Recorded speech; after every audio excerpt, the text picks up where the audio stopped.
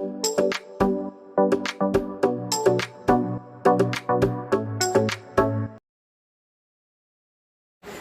everyone, good morning আৰু আপোনালোক সকলোকে মোৰ চেনেলৰ নতুন এটা ভিডিঅ'লৈ স্বাগতম জনাইছোঁ।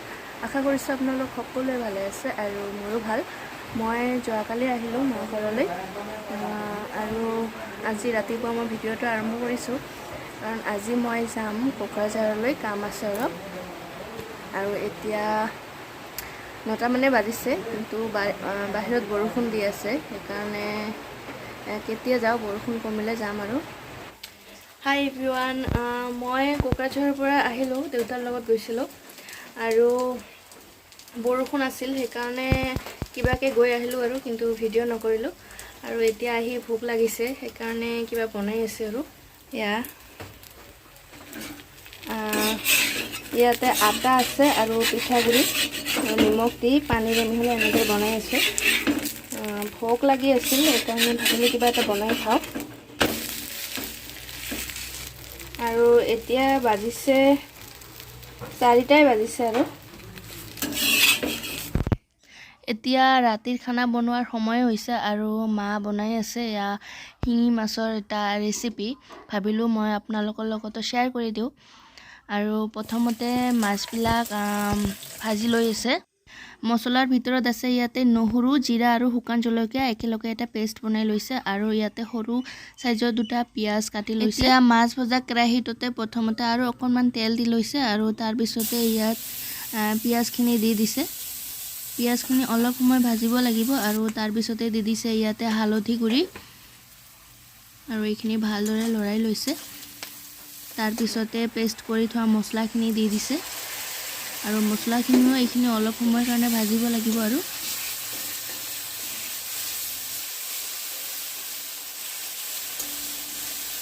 মছলাখিনি ভজা হৈ গৈছে আৰু এতিয়া ইয়াতে গৰম পানী দি দিছে।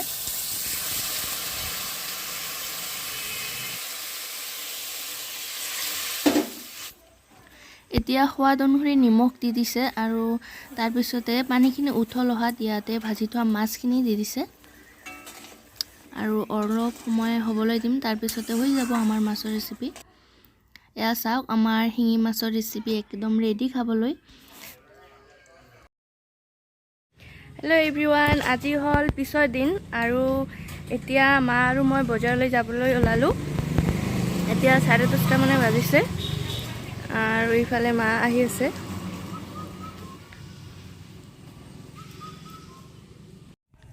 আমি খোজকাঢ়ি বজাৰলৈ গৈ আছোঁ আৰু ভাবিলোঁ আমাৰ গাঁৱৰ পৰিৱেশটো অলপ আপোনালোকক দেখুৱাই দিওঁ। এয়া চাওক, বৰষুণৰ কাৰণে চাৰিওফালে পানীয়ে পানী হৈ আছে আৰু সেউজীয়া হৈ আছে। চাবলৈ কিমান ধুনীয়া লাগি আছে, ভাবিলোঁ দেখুৱাই দিওঁ আপোনালোকক। আমি বজাৰলৈ গৈ আছোঁ খোজকাঢ়ি। আমাৰ ঘৰৰ পৰা বেছি দূৰ নহয়, 15 মিনিটমান লাগে খোজকাঢ়ি গ'লে। আৰু ইফালে মা আছে। বৰষুণ দি আছে অলপ অলপ আৰু মই আজি ভাবিছোঁ আপোনালোকক আমাৰ চিঠিলা বজাৰখন দেখুৱাম যিমানখিনি পাৰোঁ। এতিয়া পালোঁৱে আৰু বেছি দূৰ নাই। এয়া পাই গ'লোঁ আমাৰ চিঠিলা বজাৰখন আৰু প্ৰথমতে আমি আহিলোঁ সোণাৰী দোকানত। কিবা কাম আছিল অলপ মাৰ, তাৰ কাৰণে। আৰু তাৰপিছতে আহিলোঁ আমি গেলামাল দোকানত। ইয়াতে খৰচ আছে অলপ কৰিবলগীয়া। আমাৰ খৰচ কৰি লোৱা হ'ল আৰু এতিয়া অলপ দেখুৱাই দিছোঁ বজাৰখন। বৰষুণৰ কাৰণে হয়তো দোকানবিলাক বন্ধ হৈ আছে। আৰু এতিয়া আহিলোঁ কাপোৰৰ দোকানত। মাৰ এখন শাৰী ল'বলগীয়া আছিল, সেইখন ল'লে। আৰু তাৰপিছতে আহিলোঁ আমি শাক পাচলিৰ বজাৰত। এয়া ফল মূল আৰু শাক পাচলিৰ বজাৰ একেলগে বহে। প্ৰথমতে আমি কিবা শাক পাচলি লৈ লওঁ আগত, এয়া ল'বলৈ আহিলোঁ।